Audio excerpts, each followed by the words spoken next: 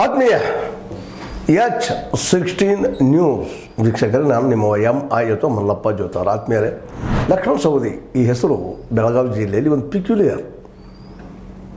ಕಾರ್ಯಪರ, ಜನರೊಂದಿಗೆ ಬೆರೆಯುವ, ಭೇಟಿಯಾಗುವ, ತನ್ನ ವ್ಯಕ್ತಿತ್ವವನ್ನು ಬೆಳೆಸಿಕೊಳ್ಳುವ, ಎಲ್ಲೇ ಇದ್ದರೂ ಆಕರ್ಷಣೀಯವಾಗಿ ಜನಮನ ಗೆಲ್ಲುವ ವ್ಯಕ್ತಿಯು. ಮತ್ತು ವಿಶೇಷವಾಗಿ ಉಳಿದ ರಾಜಕಾರಣಿಗಳಂತೆ ತಪ್ಪು ಒಪ್ಪು ಇರೋ ಆ ಮಾತು ಬೇರೆ. ಆದರೂ ಅದರಲ್ಲೂ ವಿಶೇಷ ಭೇಟಿಯಾಡುವ ನಮ್ಮ ಬಕಪಕ್ಷಿಯಂಗಿದ್ದಂಥವ್ರು ಯಾವಾಗಲೂ ಮೌನವಾಗಿರ್ತಾರಪ್ಪ ಅಂತಂದ್ರೆ ಅದೇನೋ ಮಾಡ್ತಾ ಇರ್ತಾರ ಅಂತ ಇದ್ರ ಅರ್ಥ. ಈಗ ನೋಡ್ರಿ, ಸುರ್ಜೇವಾಲಾ ಅವರು ಕರೆಸಿದಾರ, ಇವ್ರನ್ನ ಅಭಿಪ್ರಾಯ ಕೇಳಿದಾರ. ಒಂದು ಸ್ವಲ್ಪ ಆದರೂ ಕಂಪ್ಲೇಂಟ್ ಮಾಡಬೇಕಲ್ಲ, ಎಲ್ಲಾದರೂ ಇಲ್ಲ. No complaints against ministers. ಸ್ಪಷ್ಟವಾಗಿ ಇದು ಒಂದು ರಾಜಕೀಯ ತಂತ್ರನರಿ ಜೊತೆಗೆ ಇದ್ದುಕೊಂಡ್ರೆ ಹೇಗೆ ಬದುಕಿ ಸರಿಸಬೇಕು ಅನ್ನುವಂಥದ್ದು. ಯಾಕಂದ್ರೆ ಈಗ DCC ಬ್ಯಾಂಕಿನ ಎಲೆಕ್ಷನ್ ಬಂದದ್ದು, ಅದರಲ್ಲೇ ಜಾರಕಿಹೊಳಿ ಅವರು ತಮ್ಮದೇ ಆದಂಥ ಒಂದು ಪಂಗಡವನ್ನು, ಬಣವನ್ನು ರೆಡಿ ಮಾಡ್ಕೊಳ್ತಾ ಇದ್ದಾರೆ. ಹೊಸ ರೀತಿಯ ರಾಜಕಾರಣ ನಡೀತಾ ಇದೆ ಬೆಳಗಾವಿ ಜಿಲ್ಲೆಯಲ್ಲಿ.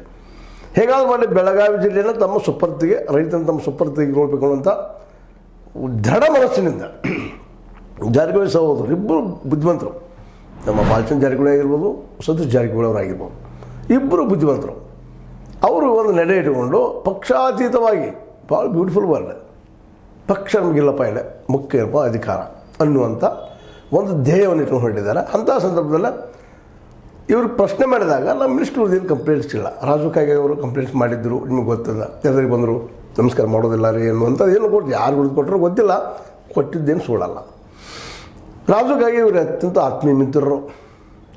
ಹೀಗಾಗಿ ಜಿಲ್ಲೆಯ ಅನೇಕ ಈಗಾಗಲೇ ಇದ್ದಂಥ MLAಗಳ ಜೊತೆಗೆ ನಮ್ಮ ಲಕ್ಷ್ಮಣ ಸವದಿ ಅವ್ರು ಕೇಳಿದಂತೆ ಚೆನ್ನಾಗಿದೆ.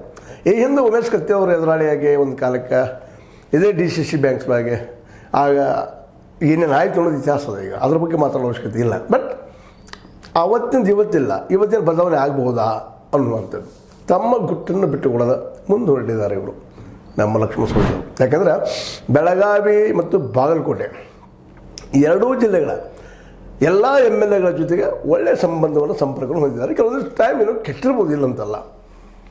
ಆ ವಿಷಯಲ್ಲೇ ಈ ಮುಂದಿನ ಚೇಂಜ್ ಇಡ್ಬೋದು ಇವರು ಅನ್ನುವಂಥದ್ದು. ಮತ್ತು ನನಗೆ ಸಹಕಾರ ಮಾಡಿದ್ದಾರೆ ಎಲ್ಲರೂ, ನಾವ್ಯಾಕೆ ವಿರೋಧ ಮಾಡಬೇಕು ಅನ್ನುವಂಥ ಮಾತು. ನನಗೆ ಯಾರೂ ವಿರೋಧ ಇಲ್ಲರಿ ಅಂತ ಹೇಳುವಲ್ಲೇ ತನ್ನ ಪರ ಎಲ್ಲರೂ ಇದ್ದಾರೆ ಅನ್ನುವಂಥ ಧ್ವನಿಯನ್ನು ಅದು ಕೊಡ್ತಾ ಇದ್ದಾರೆ. ನಿಜವಾಗಿಯೂ ಇದು ಮೆಚ್ಚಬೇಕಾದಂಥ ಒಂದು ನಡೆ, ಒಬ್ಬ ರಾಜಕಾರಣಿಗಿರಬೇಕಂತ ನಡೆ. ಇದೇ ದಿಶೆಯಲ್ಲೇ ಇವತ್ತು ಪ್ರಬುದ್ಧತೆಯಿಂದ ಪ್ರಬುದ್ಧತೆ ಆಗ್ತಾ ಇದ್ದಾರೆ ಜಾರಕಿಹೊಳಿ ಸಹೋದರರು ಸಹಿತ. ಯಾಕಂದರೆ ಅವರಲ್ಲೂ ಇವತ್ತು ಹಿಂದಿನ ಹುಂಬತನ ಇಲ್ಲ. ಇವತ್ತು ಎದುರಾಳಿ ಏನು ಹೆಜ್ಜೆ ಹೇಳ್ತಾರೆ ನಾವೇನು ಇಡಬೇಕಾಗಿದೆ. ಅದರಲ್ಲೂ ಬಾಲಚಂದ್ರ ಜಾರಕಿಹೊಳಿ ಅವರು ಅತ್ಯಂತ ಬುದ್ಧಿವಂತಿಕೆಯಿಂದ, ಚಾಣಾಕ್ಷತೆಯಿಂದ ಪ್ರತಿ ಹೆಜ್ಜೆನೂ ಇಡ್ತಾ ಇದ್ದಾರೆ. ಇಡೀ ಒಂದು BDCC ಬ್ಯಾಂಕ್ ಅಂತ ನಮ್ಮ ಕೈಗೆ ತೆಗೆದುಕೊಂಡ್ರೆ, ತನ್ನ ಸುಪರ್ದಿ ತೆಗೆದುಕೊಂಡ್ರೆ ನಾವು ಹಿಡಿತವನ್ನು ಸಾಧಿಸ್ಬೋದು ಜಿಲ್ಲೆ ಮೇಲೆ ಅಂತ. ಇವತ್ತು ಹೇಗೆ ಬೆಂಗಳೂರು ಸುತ್ತಮುತ್ತ ಹೇಗೆ DKC ಅವರು ತಮ್ಮ ಹಿಡಿತವನ್ನು ಯಾವ ರೀತಿಯಾಗಿ ಸಾಧಿಸ್ಕೊಂಡಿದ್ದಾರೆ. ಅದರಲ್ಲೂ ಬಲಾಢ್ಯ ದೇವೇಗೌಡರ ವಿರುದ್ಧ, ದೇವೇಗೌಡರ ಸಣ್ಣ ವ್ಯಕ್ತಿತ್ವ ಅಲ್ಲ, ಅವರು ರಾಷ್ಟ್ರ ರಾಜಕಾರಣಕ್ಕೆ ಏರಿಸಿದಂಥ ವ್ಯಕ್ತಿತ್ವ. ಅಂಥವ್ರ ಕುಟುಂಬದ ವಿರುದ್ಧವಾಗಿ DKC ಬ್ರದರ್ಸ್ ಇಬ್ಬರು ಇದ್ದಾರೆ. ಆದರೆ ಅವರು ಯಾವ ರೀತಿಯಾಗಿ ತಮ್ಮ ಶಕ್ತಿಯನ್ನು ಅಭಿವೃದ್ಧಿಪಡಿಸಿಕೊಂಡ್ರೋ ಆ ದಿಶೆಯಲ್ಲಿ ಬೆಳಗಾವಿಯನ್ನು ತಮ್ಮ ಸುಪರ್ದಿ ತೆಗೆದುಕೊಳ್ಳುವ ಜೊತೆಗೆ ಬಾಗಲಕೋಟೆ ಇನ್ನುಳಿದ ಬದಿಯ ಜಿಲ್ಲೆಗಳನ್ನು ಸಹಿತ ತಮ್ಮ ಕಡೆ ತೆಗೆದುಕೊಳ್ಳುವಂಥ ಪ್ರಯತ್ನವನ್ನು ಮಾಡೋದ್ರತ್ತ ನಮ್ಮ ಜಾರಕಿಹೊಳಿ ಸಹೋದರರು ಮುಂದುವರೆದಿದ್ದಾರೆ. ಯಾಕೆಂದರೆ ಅವರು ಈಗ ಮುಖ್ಯಮಂತ್ರಿ ಸ್ಥಾನದ ಪದವಿ ಕಾಂಪಿಟೇಟರ್. ಈ ದಿಶೆಯಲ್ಲಿ ಏನು ಸಾಧ್ಯ ಇದನ್ನು ಅವ್ರು ಮಾಡಲಿಕ್ಕಿದ್ದಾರೆ. ಆ ದಿಶೆಯಲ್ಲಿ ಇವರು ಸಹ ನಾಳೆ ಮುಂಬರುವ ದಿನದಲ್ಲಿಯ ಈ BDCC ಬ್ಯಾಂಕ್ನೆಲ್ಲ ಜಾರಕಿಹೊಳಿ ಸಹೋದರರಿಗೆ ವಿರೋಧವಾಗಿ ನಡ್ಕೊಳ್ತಾರೆ, ಕೊನೆ ಕ್ಷಣದಲ್ಲೇ ಪರವಾಗಿರ್ತಾರೆ ಅನ್ನೋ ಸಹಿತ ಅಷ್ಟೇ ಕಾಂಪ್ಲಿಕೇಟೆಡ್ ಅದೇ ಇವತ್ತು. ಯಾಕಂದರೆ ಸಹಜ ಇರ್ತದೆ, ತಮ್ಮ ಅಸ್ತಿತ್ವವನ್ನು ನಾವು ಬೆಳೆಸ್ಕೋಬೇಕಂತೆಲ್ಲ, ತಮ್ಮ ಅಸ್ತಿತ್ವ ಬೆಳೆಸೋ ಜೊತೆಗೆ ಉಳಿಸ್ಕೋಬೇಕು ಅನ್ನೋಂಥ ಚಲೋ ಪ್ರತಿಯೊಬ್ಬ ರಾಜಕಾರಣ ಇರ್ತದೆ. ಪರ್ಟಿಕ್ಯುಲರ್ ಆಗಿ ಲಕ್ಷ್ಮಣ ಸವದಿ ಅವರಲ್ಲಿ ಅದೊಂದು ಹೆಚ್ಚಿಗಿದೆ ಅಂದರೂ ಅಡ್ಡಿ ಇಲ್ಲ. ಯಾಕಪ್ಪ ಅಂತಂದ್ರೆ ಅವರಾಗಿರ್ಬೋದು, ನಮ್ಮ ಪ್ರಕಾಶ್ ಹುಕ್ಕೇರಿ ಅವರಾಗಿರ್ಬೋದು, ಒಳ್ಳೆಯ ರಾಜಕಾರಣಿಗಳು, ಜನಪರ ಇದ್ದಂಥವರು, ಜನರ ಸಮೀಪ ಹೋಗುವಂಥವ್ರು, ಭೇಟಿ ಆಗುವಂಥವ್ರು, ಮಾತಾಡುವಂಥವ್ರು, ಅವರ ಜೊತೆಗೆ ತಮ್ಮ ಸ್ನೇಹವನ್ನು ಬೆಳೆಸ್ಕೊಂಡು ಅವ್ರ ಕೆಲಸವನ್ನು ಮಾಡೋ ಜೊತೆ ತಾವು ಬೆಳೆಯುವಂಥವ್ರು. ನೀವು ಊಟ ಮಾಡಿರಿ, ನಮಗೆ ಊಟಕ್ಕೆ ಹಾಕಿ ಅನ್ನುವಂಥ ವ್ಯಕ್ತಿತ್ವದವರು. ಹೀಗಾಗಿ ಈ ದಿಶೆಯಲ್ಲಿ ಪ್ರಕಾಶ್ ಹುಕ್ಕೇರಿ ಜೊತೆಗೆ ನಮ್ಮ ರಾಜು ಕಾಗೆ, ಲಕ್ಷ್ಮಣ ಸವದಿ, ಲಕ್ಷ್ಮೀಬಾಯಿ ಹೆಬ್ಬಾಳ್ಕರ್, ಕತ್ತಿ ಇವರೆಲ್ಲರೂ ಒಂದು ಆಗ್ಬೋದಾ ಅಂತ ಪ್ರಶ್ನೆಗಳು ಜಿಲ್ಲೆಯಾದ್ಯಂತ ಚರ್ಚೆ ಆಗ್ತಾ ಇದ್ದಾವೆ. ಒಂದಾಗೆ ನಮ್ಮ ಜಾರಕಿಹೊಳಿ ಸಹೋದರರಿಗೆ ಟಕ್ಕರ್ ಕೊಡ್ಬೋದಾ ಅನ್ನುವಂಥದ್ದು. ಇಲ್ಲೇ ಬುದ್ಧಿವಂತಿಕೆ, ಆತ್ಮೀಯತೆ, ಪ್ರೀತಿ ಕೆಲಸ ಮಾಡ್ತಾವೆ ಅನ್ನೋದನ್ನು ಈ ಸಂದರ್ಭದಲ್ಲಿ ನೆನಪಿಸ್ಕೋಬೇಕಾಗ್ಯದ. ಯಾಕಂತಂದರೆ ಯಾರೇ ಇಲ್ಲ, ಅವರು ಯಾರು ತಮ್ಮ ವ್ಯಕ್ತಿತ್ವವನ್ನು ಸಣ್ಣ ಮಾಡಿಕೊಂಡು ಒಂದು ಉದಾತ್ತ ವ್ಯಕ್ತಿತ್ವವಾಗಿ ಪ್ರಭಾವಿಯಾಗಿ ಬೆಳೆದ್ರೆ ಅದಕ್ಕೇನು ತಕರಾರಿಲ್ಲ. ಇದು ಪ್ರಜಾಪ್ರಭುತ್ವದಲ್ಲ ಗಿವ್ ಆ್ಯಂಡ್ ಟೇಕ್. ಧರ್ಮ ಅಂದ್ರೆ ಏನು? ನಿಮ್ಗೆ ಈಗಾಗಲೇ ಹಲವು ಸಲ ಚರ್ಚೆ ಹೇಳಿದ್ದದ, ಗೌರವ ಕೊಟ್ಟು ಗೌರವ ತೆಗೆದುಕೊಳ್ಳುವಂಥದ್ದು. ಆ ದಿಶೆಯಲ್ಲಿ ಈ ಸಲ ನಮ್ಮ ಜಾರಕಿಹೊಳಿ ಸಹೋದರ ಮುಂದೆ ಅಡಿ ಇಡ್ತಾ ಇದ್ದಾರೆ, ಹೆಜ್ಜೆ ಇಡ್ತಾ ಇದ್ದಾರೆ. ತಮ್ಮೊಳಗೆ ಲಕ್ಷ್ಮಣ ಸವದಿಯವರು ಇದ್ದಾರಂತ ಇವತ್ತಿನವರೆಗೂ ಅವರು ಒಂದೇನೋ ಪ್ರತಿಪಾದನೆ ಮಾಡ್ತಾಯಿದ್ದಾರೆ. ಲಕ್ಷ್ಮಣ ಸವದಿ ಅವರಾಗಿರ್ಬೋದು, ನಮ್ಮ ಖೋರೆಯವರಾಗಿರ್ಬೋದು, ಅವ್ರ ಜೊತೆಗೆ ಇದ್ದಾರಪ್ಪ, ನಮ್ಮ ಜೊತೆ ನಾವೆಲ್ಲ ಕುಡ್ಕೊಂಡು ಹೋಗ್ತಾ ಇದ್ದೀವಿ ಅಂತೇಳಿ ಹೇಳ್ತಾ ಇದ್ದಾರೆ. ಬಟ್ ರಾಜಕೀಯದಲ್ಲೇ ಇದು ಎಷ್ಟರ ಮಟ್ಟಿಗೆ ಸಾಧ್ಯ ಅಸಾಧ್ಯ ಅನ್ನೋದು ಕೊನೆ ಕ್ಷಣದ ಒಂದು ಮೂಮೆಂಟ್ದಲ್ಲಿ ಗೊತ್ತಾಗುವಂಥ ವಿಷಯ. ಏನೇ ಆಗಲಿ, ನಮ್ಮ ಅಥನೀಯ ನಮ್ಮ ಈ ಲಕ್ಷ್ಮಣ ಸವದಿಯವರು ಬಹಳ ತೂಕಬದ್ಧವಾಗಿ ಮಾತಾಡ್ತಾ ಇದ್ದಾರೆ, ಜೊತೆಗೆ ತೂಕಬದ್ಧವಾಗಿ ಹೆಜ್ಜೆ ಇಡ್ತಾ ಇದ್ದಾರೆ. ತಮ್ಮ ಗುರಿಯನ್ನು ತಾವು ಸ್ಪಷ್ಟಪಡಿಸ್ಕೊಂಡಿದ್ದಾರೆ, ಎಲ್ಲಿ ಹೋಗ್ಬೇಕು, ನಾನು ಏನೇನು ಮಾಡಬೇಕು ಅಂತ. ಯಾಕಂದ್ರೆ ಇವತ್ತು ನಾವು ಬಲಾಢ್ಯದಲ್ಲಿ ನನ್ನ ತಲೆ ಗಟ್ಟಿದ ಅಂತ ತಿಳ್ಕೊಂಡು ಬಂಡೆಗಳಿಗೆ ಹಾಯುವಂಥ ಕೆಲಸ ಮಾಡ್ತಾ ಇಲ್ಲ. ಇದು ಭಾಳ ಜಾಣರ ಲಕ್ಷಣ. ಯಾಕಂದರೆ ಇವತ್ತು ಜಿಲ್ಲೆಯಲ್ಲಿ ಜಾರಕಿಹೊಳಿ ಸಹೋದರರು ಬಲಿಷ್ಠವಾಗಿ ಬೆಳೀತಾ ಇದ್ದಾರೆ. ಅವ್ರ ವಿರೋಧವಾಗಿ ನಾವು ಏನೋ ಮಾಡಿದ್ರು ನಮ್ಗೆ ಸೋಲಾಗ್ಬೋದು ಅನ್ನೋಂಥ ಭಯ ಅವ್ರಲ್ಲಿರ್ಬೋದು, ಇಲ್ಲಂತಲ್ಲ. ಅದಕ್ಕೆ ಅವ್ರ ಜೊತೆ ಹೋಗಿಲ್ಲ ನಾವೇನಾದ್ರು ಶಾಸಕ್ಕೆ ಸಾಧ್ಯ ಇದನಾ ಅನ್ನುವಂಥ ದಿಶೆಯಲ್ಲಿ ಚಿಂತನೆ ಮಾಡೋದ್ರಿಂದಾಗಿ ಮೌನವಾಗಿದ್ದಾರೆ. ಅದಕ್ಕೆ ಅವ್ರು ಹೇಳ್ತಾ ಇದ್ದಾರೆ, I have no complaints against ministers.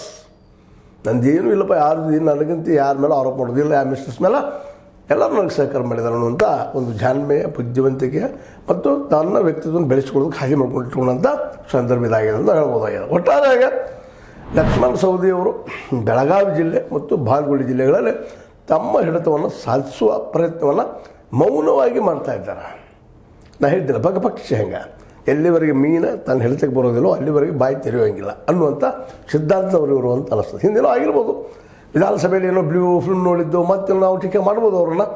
ಯಾರು ನೋಡೋದಿಲ್ಲ ರೀ, ಎಲ್ಲರೂ ಪ್ರೈವೇಟ್ ಇದ್ದಾಗ ಅಂತ ಕೆಲಸ ಕಾಣೋರು ಭಾರಿ ಅಂತ ಅವ್ರನ್ನ ಇರಲಿ, ಅದು ಯಾವುದೋ ಏನೋ ಅದನ್ನು ಮೇಲ್ಮೇಲೆ ನೆನಪು ಮಾಡೋದು ಅವಶ್ಯಕತೆ ಇಲ್ಲ ಅಂತ ಸಂದರ್ಭದಲ್ಲಿ ಹೇಳ್ತಾ, ಇವತ್ತು ಮಾತ್ರ ನಿಶ್ಚಿತವಾಗಿಯೂ ನಮ್ಮ ಲಕ್ಷ್ಮಣ ಸವದಿಯವರು ಜನರಿಂದ ಬಲಿಷ್ಠ ಆಗ್ತಾ ಇದ್ದಾರೆ ಈ ರಾಜಕೀಯ ವ್ಯವಸ್ಥೆಯಲ್ಲಿ. ಯಾಕಂದರೆ ಇವತ್ತು ರಾಜಕೀಯ ವ್ಯವಸ್ಥೆ ನಿಮಗೆ ಗೊತ್ತದ, ಈ ರಾಜಕೀಯ ಏನಪ್ಪ, ದುಡ್ಡು ಹಾಕಿ ದುಡ್ಡು ತೆಗೆಯುವಂಥ ವ್ಯಾಪಾರ ಆಗಿಬಿಟ್ಟದೆ. ಇವತ್ತು ಯಾವುದೇ ವ್ಯಕ್ತಿ ಇದ್ರೂ ಸಹ ಒಂದಿಷ್ಟು ಜನರ ಕಲ್ಯಾಣ ಮಾಡುವಂಥ ಕೆಲಸ ಮಾಡಬೇಕು, ಜೊತೆಗೆ ಜನರಿಗೆ ಅದರಲ್ಲೂ ಇವತ್ತು ಬಡತನ ಹೆಚ್ಚಾಗಿರೋದ್ರಿಂದ ಎಲ್ಲರಿಗೂ ಉದ್ಯೋಗ ಕೊಡೋದಕ್ಕೆ ಸಾಧ್ಯ ಇಲ್ಲದರಿಂದಾಗಿ ಒಂದು 500,000 ಹಂಚುದ ಪ್ರವೃತ್ತಿ ನೋಡಿ ಬೆಳೆದ್ಬಿಟ್ಟದ. 100,000-500 ಕೇಳೋರು ಯಾರು? ಅತಿ ಬಡವರು. ಅವ್ರ ಪರ್ಸೆಂಟೇಜ್ ನಿಮ್ಗೆ ಗೊತ್ತದ ಎಷ್ಟದ ಅಂತೇಳಿ ಈ ದೇಶದಲ್ಲ. ಅಂಥವ್ರಿಗಾಗಿ ಒಂದಿಷ್ಟು ದುಡ್ಡು ಖರ್ಚು ಮಾಡಲೇಬೇಕಾದಂಥ ಪರಿಸ್ಥಿತಿ ಇಲ್ಲದ. ಹೀಗಾಗಿ ಎಲ್ಲ ರಾಜಕೀಯ ನಾಯಕರು ಇದು ದುಡ್ಡು ಹಾಕಿ ದುಡ್ಡು ತೆಗೆದು ಒಂದು ಕ್ಷೇತ್ರವನ್ನು ಮಾಡ್ಕೊಂಡಿದ್ದಾರೆ ರಾಜಕೀಯವನ್ನು. ಹೀಗಾಗಿ ಇಲ್ಲಿ ಅತ್ಯಂತ ಪ್ರಾಮಾಣಿಕರು, ಅತ್ಯಂತ ಯೋಗ್ಯರು, ಅತ್ಯಂತ ಸಮಾಜ ಚಿಂತಕರು ಈ ಅಧಿಕಾರವನ್ನು, ಶಾಸಕ ಆಗುವ ಅಧಿಕಾರವನ್ನು ಪಡೆಯೋದು ಇಲ್ಲಂದ್ರೂ ಅಡ್ಡಿ ಇಲ್ಲ. ಯಾಕಂದರೆ ನಾನು ಮೇಲೆ ಹೇಳುವಂಥ ಒಂದು ವಿಷಯ, 224 ನಮ್ಮ MLAಗಳಲ್ಲಿ ಯಾರಾದರೂ ಅತ್ಯಂತ ಯೋಗ್ಯ, ಸಮರ್ಥ, ಬಡವ, ಲಕ್ಷಾಧೀಶ MLA ಆಗಿದ್ದಿದ್ದೀನ ಇವತ್ತು. ಒಂದು ವೇಳೆ ಆಗಿದ್ದರೆ ಅವನು 5 ವರ್ಷಗಳು ಏನು ಗಳಿಸಿದಾನ ಅನ್ನೋದು ಲೆಕ್ಕ ಹಾಕೊಂಡು ನೋಡಿದಾಗ ಅವನು ಪ್ರಶ್ನೆ ಆಗಿಲ್ವಾ ಅನ್ನೋದು ಪ್ರಶ್ನೆಯೂ ಇಲ್ಲಿ ಉದ್ಭವ ಆಗ್ತದೆ. ಅದೇನೋ ಅಲ್ಲಿ ಒಟ್ಟಾರೆಯಾಗಿ ಈ ಕಲುಷಿತ ವಾತಾವರಣದಲ್ಲ, ಕಲುಷಿತ ರಾಜಕಾರಣದಲ್ಲ, ಲಕ್ಷ್ಮಣ ಸವದಿಯವರು ಒಬ್ಬ ಯೋಗ್ಯ, ಸಮರ್ಥ, ಒಬ್ಬ ನಾಯಕನಾಗಿ ತಮ್ಮ ಬೆಳೆಸ್ಕೊಳ್ತಾ ಬಂದಿದ್ದಾರೆ. ಜನಪರವಾದ ಕೆಲಸಗಳನ್ನು ಮಾಡ್ಕೊಳ್ತಾ ಬಂದಿದ್ದಾರೆ. ರೈತರ ಪರವಾಗಿ ಕೆಲವೊಂದಿಷ್ಟೇನೋ ನೀರಾವರಿ ಯೋಜನೆಗಳನ್ನು ಮತ್ತೇನೋ ಹಸಿರು ಸಹಿತ ಬರಪೀಡಿತ ಏರಿಯಾ, ಹೀಗಾಗಿ ಅಲ್ಲೂ ಸಹಿತ ತಮಗೇನು ಸಾಧ್ಯನೋ ಒಳ್ಳೆಯ ಕೆಲಸ ಮಾಡ್ತಾ ಇದ್ದಾರೆ. ಮತ್ತು ಇವತ್ತು ಎಲ್ಲ ಮಿನಿಸ್ಟರ್ ಕಡೆಯೂ ತಮ್ಮ ಜಾಣ್ಮೆಯಿಂದ ಮತ್ತು ಮೇಲಾಗಿ ಇವರು BJP ಬಿಟ್ಟು ಬಂದಿದ್ದಾರೆ ಅನ್ನೋಂಥ ಒಂದು ಸಿಂಪತಿ ಇವ್ರ ಮೇಲದ ನಮ್ಮ ಎಲ್ಲ ರಾಜಕಾರಣಿಗಳಿಗೆ, ಅದರಲ್ಲೂ ಕಾಂಗ್ರೆಸ್ಸಿಗರಲ್ಲ ಮತ್ತು BJPಗರಲ್ಲೂ ಇವ್ರ ಬಗ್ಗೆ ಭಾಳ ಗೌರವ ಅದ. ಅನೇಕ ಜನ ಇವರು ಗೌರವಿಸ್ತಾರೆ, ಬರೀ ನಮ್ಮ ಪಕ್ಷದಲ್ಲಿ ಇವರು ಅಂತೇಳಿ ಬಯಸ್ತಾ ಇದ್ದಾರೆ.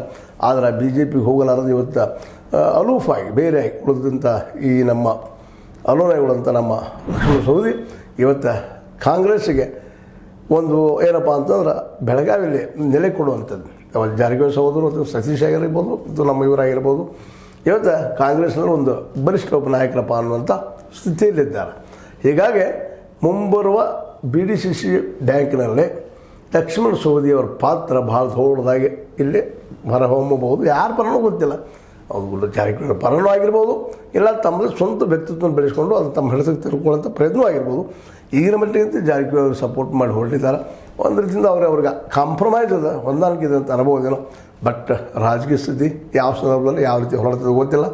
ಯಾಕೆಂದ್ರೆ ಇದೇ ಲೋಕಸಭಾ ಎಲೆಕ್ಷನ್ದಲ್ಲೇ ಒಬ್ರಿಗೊಬ್ಬರು ಎದುರಾಳಿಗಳಾಗಿ ನಮ್ಮ ಜೊಲ್ಲೆ ಮತ್ತು ನಮ್ಮ ಜಾರಕಿಹೊಳಿ ಸಹೋದರರು, ಅದರಲ್ಲೂ ಮುಖ್ಯವಾಗಿ ಸತೀಶ್ ಅವರ ಮಗಳು ನಿಂತಿದ್ದು ಇವತ್ತು ಅವರು ಒಳ್ಳೆಯ ಮಿತ್ರರಾಗಿದ್ದಾರೆ. ಹೀಗೆ ಈ ರಾಜಕೀಯದ ಏನು ಬೇಕಾದ್ರೂ ಸಂಭವಿಸ್ಬೋದು. ಅದು ಈ BDCC ಎಲೆಕ್ಷನ್ದಲ್ಲ. ಯಾಕಂದರೆ ಇದು ಬೆಳಗಾವಿಯ ಅತ್ಯಂತ ಪ್ರಬಲ ಚುನಾವಣಾ ರಂಗ ಮತ್ತು ಜೊತೆಗೆ ರೈತರಿಗೆ ಮುಟ್ಟುವಂಥ ಒಂದು ಹೋರಾಟ ಅಂತ ಏನಾಗ್ಬೋದು. ನಿಜವಾಗಿಯೂ ನಮ್ಮ ಲಕ್ಷ್ಮಣ ಸವದಿಯವರು ಜಾರಕಿಹೊಳಿ ಸಹೋದರ ಜೊತೆ ಗುರುತಿಸ್ಕೊಳ್ಬೋದಾ ಅಥವಾ ತಟಸ್ಥಮನ ಆಗ್ಬೋದಾ, ಏನಾಗ್ಬೋದು. ಇವತ್ತಂತೆ ಅವ್ರ ಪರ ಕಾಣ್ತಾ ಇದ್ದಾರೆ, ಬಟ್ ಅಂತರದಲ್ಲಿ ತಟಸ್ಥ ಇದ್ದಿದ್ದಾರೆ ಅನ್ನೋದು. ಯಾಕೆಂತಂದ್ರೆ ಈಗಾಗಲೇ ಕುಮಟಳ್ಳಿ ಇವರು ಎದುರಾಳಿ ರಮೇಶ್ ಜಾರಕಿಹೊಳಿ ಜೊತೆ ಹೆಚ್ಚಾಗಿ ಕಾಣಿಸ್ಕೊಳ್ಳೋದ್ರಿಂದಾಗಿ ಇವರು ಅಲ್ಲಿ ತಟಸ್ಥ ನೀತಿಯನ್ನು ಅನುಭವಿಸಬಹುದು ಅಥವಾ ತಟಸ್ಥ ನೀತಿಯಿಂದ ಮುಂದುವರಿಬಹುದು ಅಂತ ಒಂದು ಲೆಕ್ಕ. ಎಲ್ಲ ಲೆಕ್ಕಗಳು ಅಲ್ಲಿ ಸಂದರ್ಭಕ್ಕೆ ತಕ್ಕಂಗೆ ಬದಲಾಗ್ತಾವೆ ಅಂತ ಹೇಳ್ತಾ, ಇದು ನಿಮ್ಗೆ ಲೈಕ್ ಆಗಿರ್ಬೋದು. ಲೈಕ್ ಶೇರ್ ಮಾಡಿ, ಕಾಮೆಂಟ್ ಮಾಡಿ, ಜೊತೆಗೆ ಸಬ್ಸ್ಕ್ರೈಬ್ ಮಾಡಿ. ಯಾಕೆ 60 ನ್ಯೂಸ್ ಅಂತ ಸೀತಾರಾಮ್ ಇದು ಸತ್ಯದ ಕೈಗಳಲ್ಲಿ ವಂದನೆಗಳು.